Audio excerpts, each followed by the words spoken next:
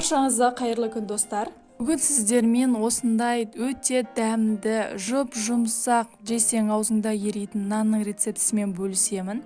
Сондықтан видеоны соңына дейін қараңыздар. Ал ендеше кеттік. Ең алдымен үй температурасында тұрған жылы айран, тұз, ашытқы, сұйық май барлығын салып араластырып, ұн қосып, жақсылап жұмсақ қамыр илейміз. Илеп болғаннан кейін бетін жауып, жылы жерге қойып қоямыз көтерілгенше. Қамырымыз ашып, көтерілгеннен кейін астына көбірек ұн сеуіп, қамырымызды сон ұнның үстіне қоямыз. Және де сопақ пішіндес етіп, осындай формаға келтіреміз. Нанымыз көпсіп, көтеріліп, әдемі болып пісу үшін қамырымызды тағы да 20-30 минутқа қойып қоямыз.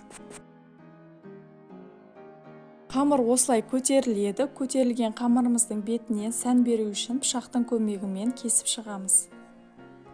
Каналымның дамуына сізде бір үлесіңізді қоса аласыз. Ол үшін менің каналыма тіркеліп, лайк басып, комментарий қалдырсаңыз жеткілікті.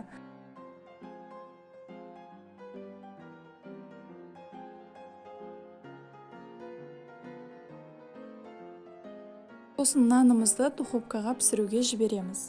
Осындай көрінісі де әдемі, дәмі де дәмді, және де өте жұп-жұмсақ нанымыз дайын. Каналыма тіркелуді ұмытып кетпеңіздер. Барлықтарыңызға ас болсын.